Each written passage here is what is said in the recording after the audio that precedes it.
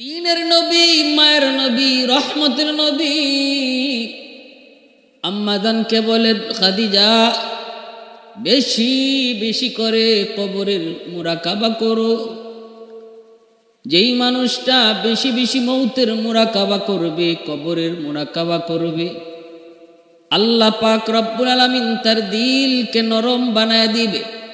মৌতের মুরাকাবা, কবরের মুরাকাবা মানুষের অন্তরকে নরম বানায় দেয়। আল্লাহর নবী বলতেছেন, খাদিজা বেশি বেশি করে মৌতের কথা ইয়াদ করো, কবরের কথা ইয়াদ করো। কবর বড় ভয়ঙ্কর, এমন এক ভয়ঙ্কর জায়গা। হয় কবর কারো জন্য হবে জান্নাত, নয়তো কারো জন্য হবে জাহান্নাম। আল কবরু রাউযাতুম মিন রিয়াদিল জান্নাহ আও হুফরাতুম মিন হুফারিন নার। আম্মাজান তিনি কবরের মুরাকাবা করেন।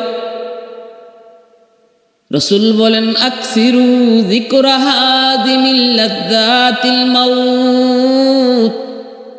বেশি বেশি করে মৌতের কথা ইয়াদ করো, যে মৌত চিরদিনের জন্য তোমার সকল আশা, সকল ভরসা, সকল চাওয়া পাওয়া সব কিছু মুহূর্তের ভিতরে যে মৌত শেষ করে দেয়, ওই মৌতের কথা তুমি বেশি বেশি করে ইয়াদ করো। আম্মাজান মুরাকাবা করেন। এর আল্লাহর গোলাম, মুরাকাবার আমল যার তৈরি হয়ে যায়, এই মানুষটা ধ্যানে বসলে পড়ে অচেনা অজানা অদেখা অনেক বিষয় তার চোখের সামনে ভেসে যায়। যখনই একজন মানুষের দিলের ভিতরে, মনের মধ্যে মুরাকাবার আমল তৈরি হয়, সুফিয়ানে কেরাম এটাও একটা সবক দেন। নফল নামাজ, নফল জিকির আজকারের ভিতর এটাও একটা সবক তারা দেন। দিনের কোনো একটা টাইমে, কোনো একটা সময়ে, কোনো একটা টাইমে ধ্যানে বসে আল্লাহ পাকের সৃষ্টি নিয়ে একটু মুরাকাবা করা, কবরের কথা ইয়াদ করা, মৌতের কথা ইয়াদ করো। মা ছিল, বাবা ছিল একদিন, আজ তারা দুনিয়াতে নাই। আমাকে একই পথের পথিক, একই পথের পথে রওনা দিতে হবে। এই বিষয়টা তুমি দিনের কোনো এক টাইমে অল্প সময়ের জন্য হলো ধ্যানে বসো, নিরিবিলি একা একা কোথাও বসে তুমি যদি দিলের তুমি ওই মুরাকাবাটা অর্জন করো, তাহলে অটো তোমার দিলের ভিতরে আল্লাহর ভয় জাগবে, আমলের ভিতরে আগ্রহ তৈরি হবে। আম্মাজান তখন মুরাকাবার আমল করে। কবরের জগতের চিত্র তার চোখের সামনে ভেসে ওঠে। ভয়ঙ্কর ভয়ঙ্কর কবরের জীবন, কবরের যে জগৎ, যেটাকে আলমে বরজখ বলা হয়। আল্লাহর নবী, রহমতের নবী, মায়ের নবী তিনি বলেন, কবর হলো আখিরাতের মঞ্জিলের প্রথম ঘাঁটি। কবর জীবনে যার জীবন সুন্দর, কবর যার জন্য আসান, তার আখিরাতের সকল ঘাটকে আল্লাহ পাক আসান করে দেয়। কবরের ভিতরে যেই মানুষটা আটকা পড়ে যায়, তার আখিরাতের সব ঘাট তার জন্য কঠিন হয়ে যায়। আম্মাজান মুরাকাবা করে চিৎকার করে কান্না শুরু করলেন। কবরের হালতের কথা তার চোখের সামনে ভেসে উঠল। কবরের হালত তার চোখের সামনে ভেসে উঠল। কেউ নাই, কেউ নাই, কেউ নাই, একা একা থাকতে হয়। অন্ধকার ঘর, কীট পতঙ্গের ঘর, একাকী থাকার ঘর। ওই ঘরে কেউ সঙ্গী নাই, কেউ সাথী নাই, কেউ পাশে আসবে না, কেউ সহযোগিতাও করবে না। ধ্যানে মগ্ন হইয়া আম্মাজান বেচাইন, বড় পেরেশান। ভাইরা বন্ধুরা, এই অবস্থা দেখা খাতুনে জান্নাত ফাতেমা রাদিয়াল্লাহু তাআলা আনহা কলিজার টুকরা মেয়ে আম্মাজান খাদিজাতুল কুবরা রাদিয়াল্লাহু তাআলা আনহার কলিজার টুকরা মেয়ে খাতুনে জান্নাত ফাতেমা রাদিয়াল্লাহু তাআলা আনহা। মনে রাখবেন, আমার নবী, রহমতের নবীর সন্তান, ছেলে মেয়ে যা হয়েছে, দুনিয়াতে আসছেন সবাই আম্মাজান খাদিজাতুল কুবরা রাদিয়াল্লাহু তাআলা আনহার গর্ভ থেকে। আর কোনো বিবির গর্ভ থেকে নবীর কোনো সন্তান আসে নাই। তবে একজন সন্তান ইব্রাহিম, তিনি মারিয়া কিপ্তিয়ার গর্ভ থেকে এসেছিলেন। যে কয়জন দুনিয়াতে বেঁচে ছিলেন তারা সবাই ছিলেন আম্মাজান খাদিজাতুল কুবরা রাদিয়াল্লাহু তাআলা আনহার মেয়ে। খাতুনে জান্নাত দৌড়ে নবীর কাছে চলে গেলেন। আব্বাজান, আম্মা তো পেরেশান, আম্মা তো কান্না করে করে অস্থির। কেন মা এত পাগল, কেন মা এত কান্না করে করে বেচাইন হলো? আমি জানি না, আমি বুঝি না। বাবা আপনি আসেন। নবীজি মদিনার মসজিদ থেকে নবীজি দৌড়ে হুজরার ভিতরে ঢুইকা দেখেন আম্মাজান কান্দেন। নবী বলতেছেন, খাদিজা। আল্লাহর নবী, রহমতের নবী দৌড়ে ঘরের ভিতরে ঢুকলেন। ঢুইকা দেখেন আম্মাজান কান্না করে। আম্মাজান কান্না করে। নবী বলতেছেন, খাদিজা, ও খাদিজা, কেন কান্না করো? কান্নার কারণ কি? আম্মাজান মক্কাতেই ইন্তেকাল করেছেন। নবী হিজরতের আগে, আল্লাহর নবী হিজরতের আগে মক্কায় থাকতেই আম্মাজান খাদিজাতুল কুবরা রাদিয়াল্লাহু তাআলা আনহা ইন্তেকাল করেন। রসুলের কাছে যখন এই খবর খাতুনে জান্নাত যায় পৌঁছান, খাতুনে জান্নাত ফাতেমা রাদিয়াল্লাহু তাআলা আনহা তখন ছোট্ট বালিকা। রসুল দৌড়ে এসে সান্ত্বনা দিয়ে বলেন, খাদিজা কেন কান্না করো? কান্নার কারণ কি? আম্মাজান আরো কান্না শুরু করলেন, নবী গো, আমি কবরের মুরাকাবা করেছিলাম আপনার কথায়। কবরের মুরাকাবা করতে যে আমি পেরেশান, আমি ভয়ে ভীত, অনেক ভীত হয়ে পড়েছি, আমি আতঙ্কিত হয়ে পড়েছি। ওগো নবীজি, আমি চরম আতঙ্কিত। আল্লাহর নবী বলতেছেন, খাদিজা ভয় পেও না, কান্নার কোনো কারণ নাই, টেনশনের কোনো কারণ নাই। আমি নবী তোমাকে সান্ত্বনা দেই, তুমি কান্না করবা না। ইনশা আল্লাহ কবর তোমার সাথে খারাপ কোনো আচরণ করবে না। কিন্তু আম্মাজান বলেন, না গো নবী, আমি শান্ত হতে পারবো না। তবে দুই শর্তে আমি কান্না বন্ধ করব, দুই শর্তে আমি কান্না বন্ধ করব। যদি আপনি দুই শর্ত মানেন, যদি আপনি দুই শর্ত পালন করেন। আল্লাহর নবী, রহমতের নবী বলেন, শর্ত কি? আম্মাজান তিনি কে?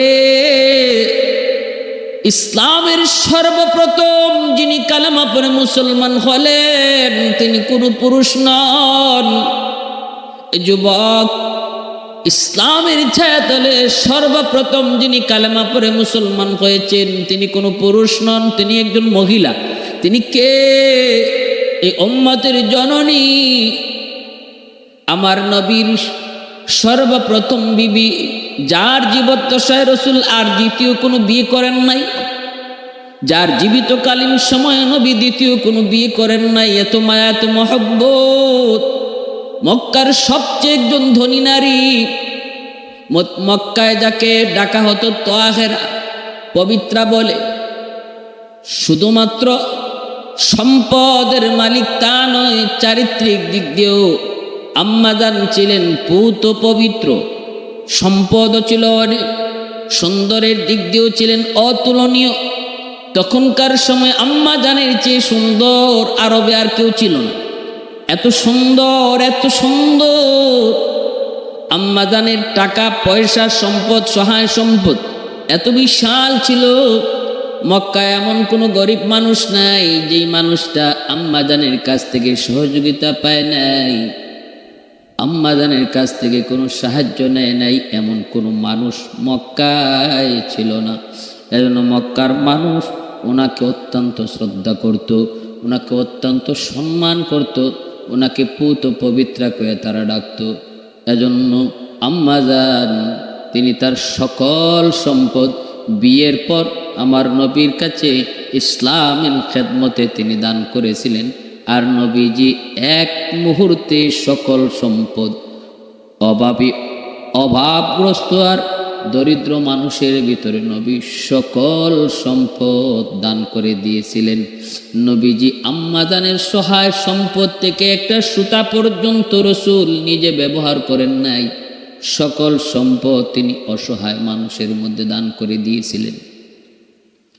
ভাইরা বন্ধুরা, এজন্য আম্মাজানের উপাধি আম্মাজান খাদিজাতুল কুবরা রাদিয়াল্লাহু তাআলা আনহা। মহিয়সী নারী, কুবরা মানে মহিয়সী নারী, মহান নারী।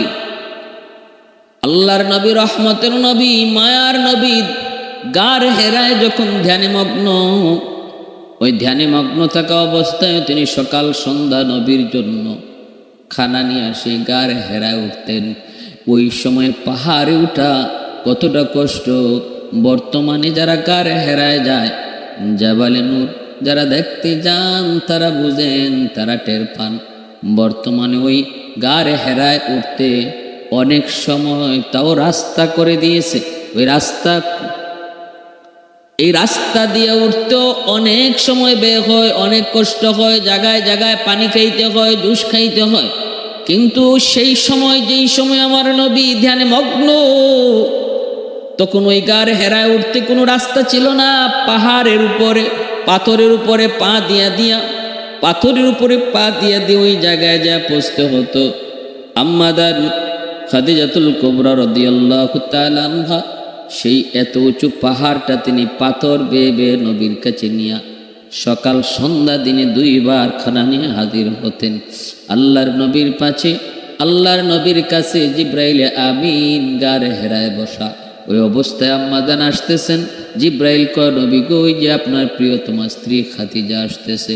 আল্লাহর নবী বলতেছে, জিব্রাইল, আমার খাদিজাকে তুমি চিনো? বলে, নবী গো, আমি শুধু না, আকাশের সকল ফেরেশতারা আপনার খাদিজাকে চিনে। শুধু তাই নয় গো নবী, যেই পরিমাণ কোরবানি আপনার খাদিজা ইসলামের জন্য করেছে, আল্লাহ পাক রব্বুল আলামিন আমাকে বলছেন আল্লাহর পক্ষ থেকে সালাম যেন খাদিজাকে আপনি পৌঁছায়া দেন।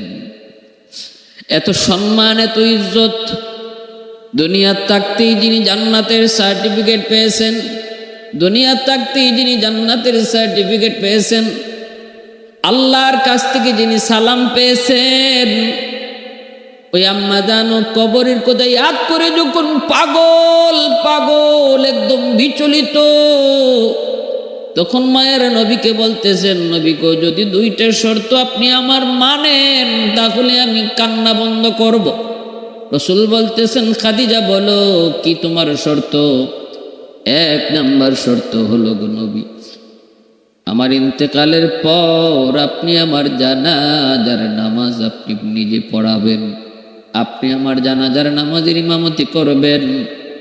দ্বিতীয় শর্ত হলো, আমাকে যখন কবরে রাখা হবে, মাটি চাপা দিয়ে সবাই চলে আসবে, কেউ থাকবে না।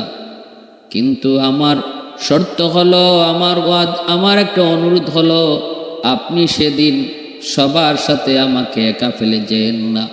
আপনি আমার কবরের পাশে দাঁড়ায় থাকেন। যতক্ষণ আপনি দাঁড়ায় থাকবেন ততক্ষণই আমার বুকে সাহস থাকবে। মুনকার নাকির আসবে প্রশ্ন করার জন্য, যে মুনকার নাকির এত ভয়ঙ্কর, তাদের চোখগুলা হবে নীল, হাতের মধ্যে থাকবে হাতুড়ি। যেই মুনকার নাকির এত ভয়ঙ্কর, তাদেরকে দেখলেই মানুষের ভিতর থেকে ভিতরে পানি থাকে না, এত ভয়ঙ্কর, চোখগুলা নীল, হাতে হাতুড়ি, যেন চোখ দিয়ে আগুনের স্ফুলিঙ্গ বের হয়। এই মুনকার নাকির যখন আমাকে প্রশ্ন করবে, প্রশ্ন করার আগেই তাদেরকে দেখে আমি ভীত হয়ে পড়ব।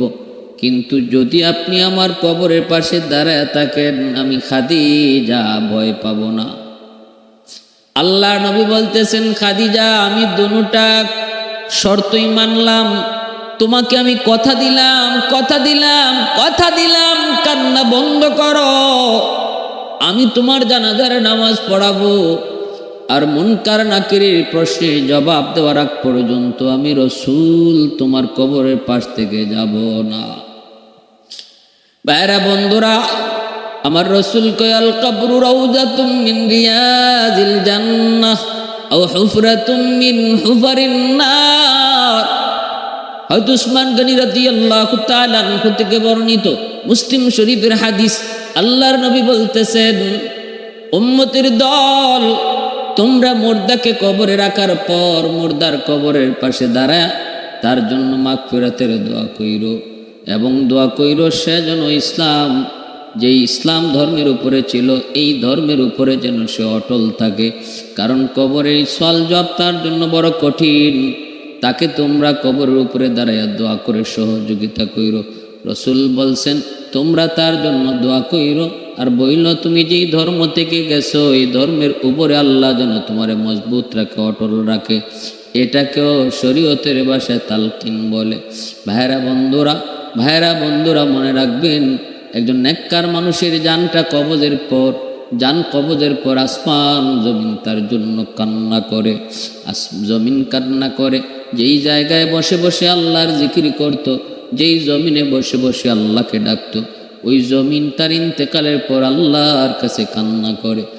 আসমানের যেই দরজা দিয়ে তার নেক আল্লাহর কাছে যায় পৌঁছত, ওই দরজাটাও যখন তার নেকি যাওয়া বন্ধ হয়ে যায়, ওই দরজাটাও আল্লাহর কাছে কান্না করে। এমনকি এইরকমভাবে আসমান জমিনের সব কিছু তার জন্য কান্না করে, সব কিছু তার জন্য কান্না করে। নেককারের কাছে যখন মুনকার নাকিরা এসে যখন তারে প্রশ্ন করে, এই আল্লাহর বান্দা নেককারের রূহটা যখন কবজ হয়, রূহটা কবজ করে যখন ফেরেশতারা নিয়ে যায়, ফেরেশতারা নিয়ে যাওয়ার পর প্রথম আকাশের ফেরেশতারা তারে মারহাবা জানায়। এইভাবে আল্লাহর কাছে নিয়ে মালাকুল মউত আজরাইল আল্লাহ পাকের কুদরতি কদমের কাছে তিনি সেজদায় পড়ে যায়। রব্বুল আলামিন কয় আমার নেককার বান্দার রূহটাকে তার কবরে পৌঁছায় দাও। ভাইরা বন্ধুরা, ওই অবস্থায় তার মৃত ব্যক্তির ওই মৃত্যু জায়গা থেকে মানুষজন যখন তাকে নিয়ে কবরের থেকে রওনা দিবে, 500 জন ফেরেশতা তার নেককার মানুষের লাশটার পাশে দাঁড়ায় তাকে সহযোগিতা করে। হাদিস শরীফে এসেছে যেই মানুষগুলা তারে ধোয়ায়, ওই ধোয়ানোর কাজেও ফেরেশতারা তারে সহযোগিতা করে।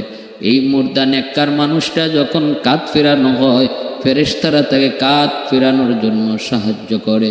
এমনকি কাফন দাফনের কাজেও ফেরেশতারা সাহায্য করে। কবর পর্যন্ত নিয়ে যাওয়ার সময় দুদিকে 500 জন ফেরেশতা মারহাবা কয়া তার দোনো পাশে লাইন ধরে দাঁড়িয়ে থাকে। একজন ভিআইপি মানুষ যাওয়ার সময় যেমন দোনো পাশে মানুষ তারে গার্ড অফ অনার দেয়, এইভাবেই ফেরেশতাগণ কবর পর্যন্ত সারিবদ্ধ হয়ে দুই দিকে দাঁড়ায় থাকে আর তাকে গার্ড অফ অনার দেয়, সম্মান জানায়, তার জন্য আল্লাহর কাছে দোয়া করে। এইভাবেই তারে নিয়ে কবরে রাখা হয়। ভাইরা বন্ধুরা, তখন মুনকার নাকির আসেন, আয়েশা যখন বলেন কুম বিইজনিল্লাহ, আল্লাহর হুকুমে উঠেন, আপনাকে আমরা 3টা প্রশ্ন করব, প্রশ্নের জবাব দেন। ভাইরা বন্ধুরা, ওই অবস্থায় তাকে নির্ভয় দেয়। ডান দিকে তার নামাজ, বাম দিকে তার রোজা, মাথার দিকে হলো কোরআন তেলাওয়াত, আর যাবতীয় আমল তার পায়ের দিকে আইসা হাজির হয়। নির্ভয় দেয়, আল্লাহর বান্দা ভয় পেও না, আমরা তোমার সঙ্গে আছি। ফেরেশতা মুনকার নাকির প্রশ্ন করে, ওই অবস্থায় প্রশ্নের জবাব সে সঠিক দেয়। মার রাব্বুকা ওয়া মা দীনুকা ওয়া মান হাযার রাজুল আল্লাযী বুইসা ফীকুম ইউকালু লাহু মুহাম্মদ। 3টা প্রশ্নের সঠিক জবাব দেয় আল্লাহ, রব আমার আল্লাহ, ধর্ম আমার ইসলাম, আর নবী আমার মুহাম্মদুর রাসূলুল্লাহ সাল্লাল্লাহু আলাইহি ওয়াসাল্লাম। তখনই আল্লাহ পাক রব্বুল আলামিনকে আমার বান্দা সত্য বলেছে, সাদাকা আবদি, আমার বান্দা সত্য বলেছে, অতএব তার কবরকে তার জন্য প্রশস্ত করে দাও, জান্নাতি বিছানা বিছায় দাও, আর জান্নাতের দিকে তার জন্য একটা সুড়ঙ্গ করে দাও, যেন জান্নাত থেকে সে সুঘ্রাণ কবরে শুয়ে শুয়ে পাইতে পারে, কবরে শুয়ে শুয়ে যেন সে পাইতে পারে। আর জান্নাতি পোশাক তারে পরাই দাও, আলবিসুহু মিনাল জান্নাহ ওয়াফতাহু লাহু ইলা বাবিন ইলাল জান্নাহ, জান্নাতের দিকে একটা দরজা করে দাও। ভাইরা বন্ধুরা, এইভাবে নেককার মানুষটার জন্য তখন এই প্রশ্নের সঠিক জবাব দেওয়ার পর ফেরেশতারাকে উপরের দিকে তাকাও, উপরে তাকাইলে একদম জান্নাত পর্যন্ত দেখতে পায়। বলে ওই জান্নাত হলো তোমার ঠিকানা। নিচের দিকে তাকাও, নিচের দিকে তাকাইলে জাহান্নামের আগুন দেখতে পায়। মুনকার নাকির কয়, আল্লাহ তোমাকে ওই জাহান্নামের আগুন থেকে তোমাকে বাঁচাইছে। मौत का समझाए गाफिल इख्तिताम जिंदगी, मौत का समझाए गाफिल इख्तिताम जिंदगी, در حقیقت موت ہے صبح حیات زندگی در حقیقت موت ہے صبح حیات জিন্দেগি।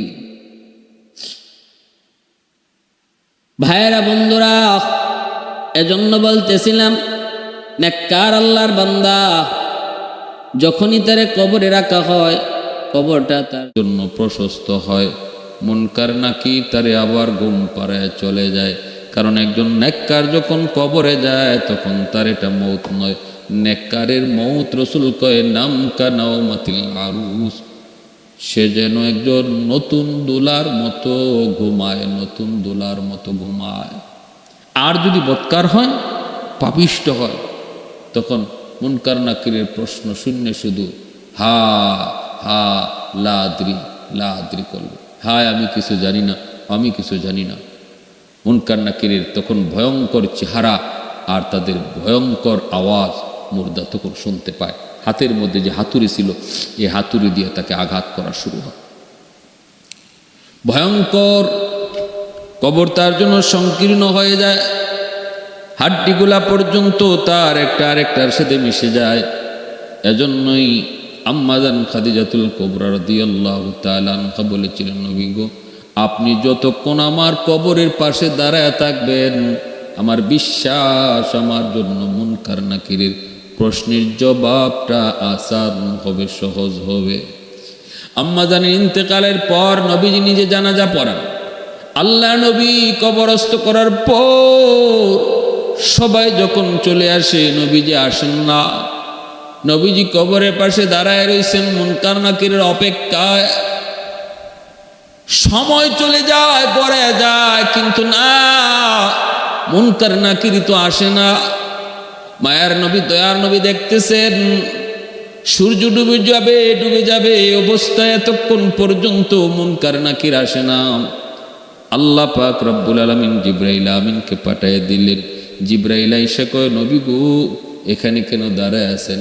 নবী বলতেছেন, জিবরাইল, আমার খাদিজাকে আমি ওয়াদা দিয়েছি, কথা দিয়েছি, আমার খাদিজার কবরের পাশে আমি দাঁড়ায় থাকবো যতক্ষণ না খাদিজা মুনকার নাকিরের সঠিক জবাব দেয়। আল্লাহর নবী কথা বলা মাত্রই জিবরাইল কয়, নবী গো, আপনি কি মনে করেন আপনি এখানে দাঁড়ায় থাকবেন আর মুনকার নাকির কবরে ডুববে? অসম্ভব, হয় না গো নবী, হয় না। ওরা আপনি দাঁড়ায় থাকলে মুনকার নাকির সাহসী নাই কবরে ডুইকা প্রশ্ন করত। আল্লাহ আমাকে পাঠাইছেন, আপনি নির্ভয়ে থাকেন, আপনি চলে যান। আপনার খাদিজার জিম্মাদার আল্লাহ নিজে হয়ে গেছেন। মুনকার নাকিরের জবাব খাদিজার দেওয়া লাগবে না, আল্লাহ নিজেই খাদিজার পক্ষ হয়ে জবাব দিয়ে দিবে। সুবহানাল্লাহ। এই নির্ভয়টা আল্লাহর নবীকে জিবরাইল আমিন দিলেন। তারপরে মায়ার নবী, দয়ার নবী, তিনি খুশি মনে আল্লাহর শুকরিয়া আদায় করে কবর থেকে আসলেন। এজন্য আমার ভাইরা বন্ধুরা, একটু চিন্তা করো, আল্লাহর বান্দি, জান্নাতের সার্টিফিকেট পাওয়া একজন মহিয়সী নারী, আমার মায়ার নবী, রহমতের নবীর সহধর্মিনী, আল্লাহর নবীর কলিজার টুকরা, মায়ার মহব্বতের বিবি, ইসলামের জন্য যার এত অবদান, ইসলামের ইতিহাসে যিনি সবার আগে কালেমা পড়ে মুসলমান হয়েছেন, ইনি যদি কবরের ব্যাপারে এত ভয় পায়, এত ভয় পায়, আমার আপনার অবস্থাটা কি হওয়া দরকার? আমার আপনার জন্য কেমন ভয় অন্তরে রাখা দরকার? কিন্তু না, আমরা কবরের কথা ইয়াদ করি না। রসুল কয়, দিনে 40 বার যদি একজন মানুষ মৌতের কথা ইয়াদ করে, আল্লাহ তারে শহীদি মরণ দান করবে। এজন্য ভয়ঙ্কর এক ব্যাপার, ভয়ঙ্কর এক বিষয়। আখিরাতের এই অনন্তহীন জীবনের প্রথম ঘাঁটি হলো কবর। কবরস্থানে যে যত বেশি যাইব, আল্লাহ তার দিলকে তত বেশি নরম বানায় দিব। এজন্য সুফিয়ানে কেরাম, যাদের চোখ দিয়ে সহজে পানি আয় না, দিল যাদের শক্ত, তাদেরকে এটা একটা সবক দেন, বেশি বেশি কবর জিয়ারত করবেন। কবর জিয়ারত যে যত বেশি যাবে, যে যত বেশি করবে, আল্লাহ তার দিলকে নরম বানায় দিবে, আল্লাহ তার দিলকে নরম বানায় দিবে, আল্লাহ তার দিলকে নরম বানায় দিবে। এজন্য আমার ভাইয়েরা বন্ধুরা, আজ গুনাহ থেকেও যদি বাঁচতে হয়, বাহাদুরি করে বাঁচা যাবে না। আল্লাহর কাছে চাও, আল্লাহ যেন দিল নরম বানায় দেয়। আর নরম বানাইবার একটা সবক হলো, আমল হলো কবরস্থানে বেশি বেশি যাওয়া, কবরবাসীর জন্য দোয়া করা, আর এই চিন্তা করা এই ঠিকানা আমার ঠিকানা, আজ আমার ভাই, কাল আমি তার পিছনে। সবাই আমরা একই পথের প্রতীক। আজ যে যায়, কাল আমি তার পিছনে আসতেছি। সবাই আমরা একই পথের প্রতীক। এই কথাটাই আমরা একজন মুর্দার মৃত্যু সংবাদ শোনার পর আমরা এই দোয়াটা করি, ইন্না লিল্লাহি ওয়া ইন্না ইলাইহি রাজিউন। অর্থই হলো আমরা সবাই আমরা আল্লাহরই দিকে ফিরে যাব। অর্থাৎ এই কথাটাই আমরা মেসেজ দিচ্ছি, ভাইরে তুমি যাও, আমি তোমার পিছনে পিছনে আসতেছি। আল্লাহ আমাদেরকে বেশি বেশি মৌতের কথা ইয়াদ করার, কবরের কথা বেশি বেশি ইয়াদ করার তৌফিক আল্লাহ দান করুন। ওয়া আখির দাওয়ানা আনিল হামদুলিল্লাহি রাব্বিল আলামিন।